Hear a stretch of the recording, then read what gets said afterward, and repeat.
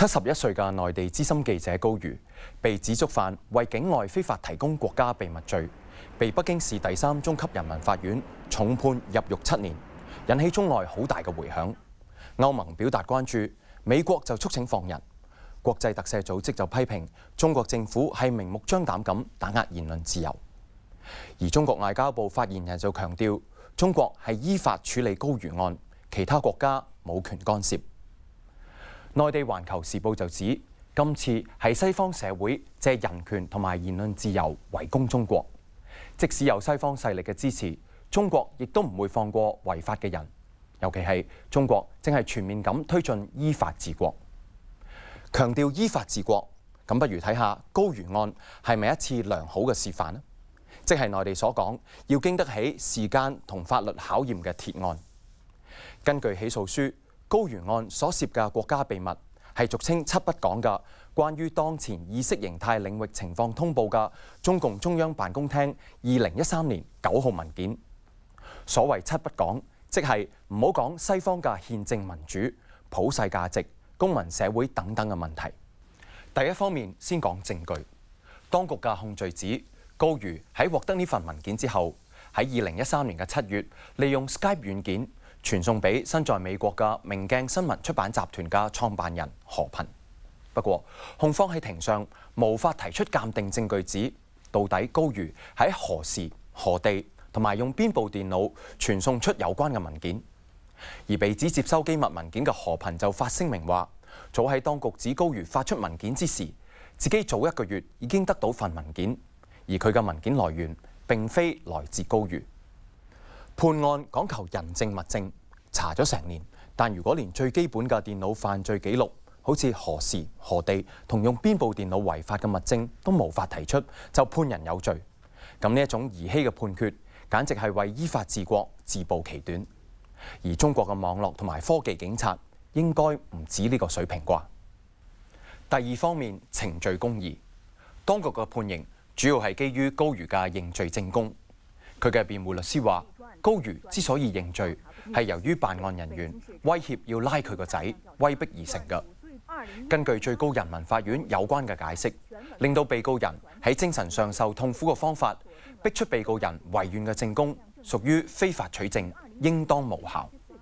另外，高瑜案喺開庭前，佢嘅認罪同深刻懺悔嘅片段，先喺中央台播出，有違公平審訊嘅原則。最後一方面就係黨國不分嘅問題。今次嘅文件係一份黨嘅文件，喺黨國一體化嘅情況之下，將黨嘅文件當成國家文件，再以國法對有關人士治罪，實在係有違依法治國嘅精神，對國際社會作出咗一次錯誤嘅示範。黨國不分，重判良心，到底如何服人呢？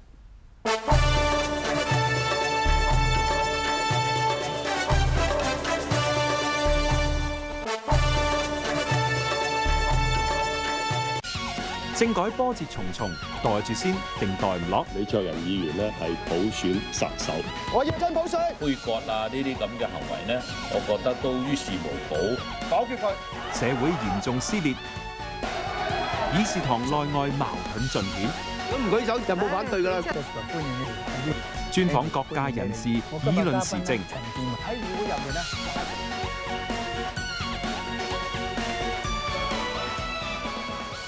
1秒鐘可以做到啲咩？如果係股票交易，可以做到10萬次。科技令我哋嘅生活不停加速，但人又係咪承受到咁快嘅速度呢？喺世界各地，越嚟越多人決定用另一種態度面對科技，面對生活。我哋點樣重新掌握返自己嘅生活節奏呢？零距離科學之看不到的革命，星期5晚上8點半，港台電視31。一息間係會播放鏗鏘集，請大家繼續收睇。